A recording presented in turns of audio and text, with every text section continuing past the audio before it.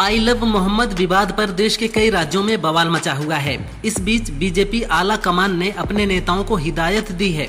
BJP नेतृत्व ने अपने नेताओं से कहा है कि इस मामले में अनावश्यक बयानबाजी न करें, इस तरह के विवाद से दूर रहें और भाषा में संयम बरतें। मंत्री भी बिना अनुमति ऐसे मुद्दों पर बयान न दें। पाकिस्तानी पीएम शहबाज शरीफ ने यूएनजीए में ट्रंप की जमकर मक्खनबाजी की। उन्होंने कहा, ट्रंप ने मई में इंडिया और पाकिस्तान के बीच संघर्ष विराम कराने में सक्रिय भूमिका निभाई थी। हम मजबूत स्थिति में थे, लेकिन ट्रंप के साहसिक और सशक्त नेतृत्व में युद्ध विराम के लिए सहमत हुए। शांति को बढ़ावा देने के लिए ट्रंप के योगदान को देखते हुए पाकिस्तान ने उन्हें नोबेल पुरस्कार के लिए नामांकित किया है। वो सचमुच एक शांतिप्रिय व्यक्ति हैं। यूएनजीए से इजरायली पीएम नेतन्याहू का भाषण गाजा में सुनाने के लिए खुफिया एजेंसी मोसाद ने गाजा वासियों के मोबाइल हैक कर लिए। नेतन्याहू ने कहा, मैं गाजा में जीवित बचे 20 बंधकों को संबोधित करना चाहता हूं। इसके लिए गाजा में लाउड स्पीकर लगाए गए हैं जो मेरी बात बंधकों तक पहुंचाएंगे। यूएनसी में पीएम नेतन्याहू, आपसे लाइव बात कर रहा हूं। हम आपको एक पल के लिए भी नहीं भूले हैं। आपको घर पहुंचाने तक हम नहीं रुकेंगे। आई लव मोहम्मद विवाद को लेकर देश भर में तनाव की स्थिति बनी हुई है।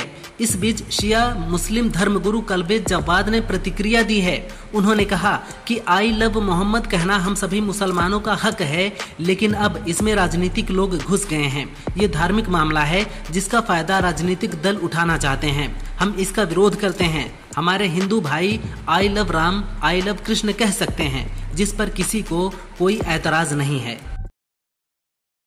सपा नेता शिवपाल यादव की प्रगतिशील समाजवादी पार्टी समेत लखनऊ में रजिस्टर्ड 21 राजनीतिक दलों को राज्य निर्वाचन आयोग ने नोटिस भेजा है। चुनाव खर्च का ब्यौरा नहीं देने पर शुक्रवार को इन दलों को कारण बताओ नोटिस जारी किया गया। पिछले 3 वित्तीय वर्षों 2021 से 22, 22 से 23 और 2023 से 24 के वार्षिक खातों का विवरण जमा नहीं किया गया था। इन्हें 3 अक्टूबर तक जवाब देने का मौका दिया गया है।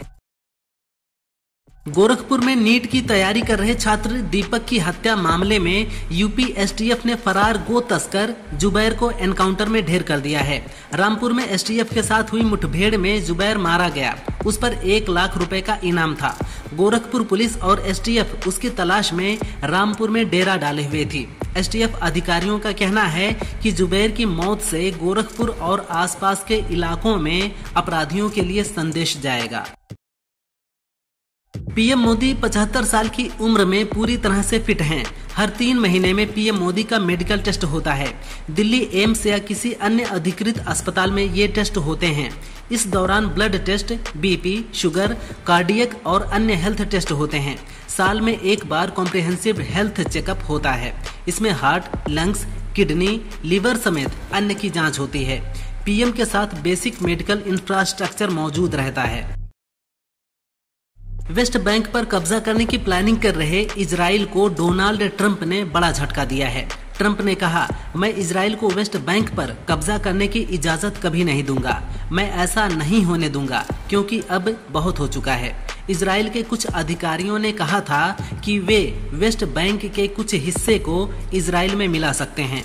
ब्रिटेन भी इजराइल को वेस्ट बैंक पर कब्जा न करने की चेतावनी दे चुका है। पाकिस्तान के खैबर पख्तूनख्वा में लश्कर-ए-तैयबा का नया आतंकी ट्रेनिंग सेंटर मरकज जिहाद अक्सा बन रहा है। ये ट्रेनिंग सेंटर अफगान सीमा से 47 किलोमीटर दूर जामिया अहले सुन्नाह मस्जिद के पास बनाया जा रहा है। इसका निर्माण कार्य जुलाई 2025 में ऑपरेशन सिंदूर के बाद शुरू हुआ था, जो दिसंबर तक पूरा हो जाएगा। ये सेंटर पहले भिम्बर बरनाला के मरकज अहले हदीस में था, जो ऑपरेशन सिंदूर में भारतीय सेना ने नष्ट कर दिया था। तुर्की के राष्ट्रपति रेसेप एर्दोगन ने यूएन में जम्मू कश्मीर का मुद्दा उठाया था। इसके बाद भारतीय विदेश मंत्रालय के प्रवक्ता रणधीर जायसवाल ने बताया कि विदेश मंत्री एस जयशंकर ने साइप्रस के फॉरेन मिनिस्टर से बात की है। इस दौरान जयशंकर ने साइप्रस मुद्दे को यूएन नियमों के मुताबिक हल करने पर बात की। 1974 में तुर्की ने साइप्रस के उत्तरी हिस्से पर कब्जा कर लिया था। तब से वहां विवाद की स्थिति बनी हुई है।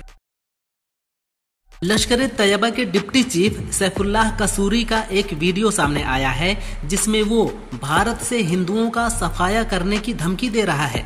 वो कहता है कि हमारे काफिले ना रुकेंगे ना थमेंगे और तब तक चैन से नहीं बैठेंगे जब तक पूरे भारत पर ला इलाहा इल्लल्लाह के परचम नहीं लहरा देंगे।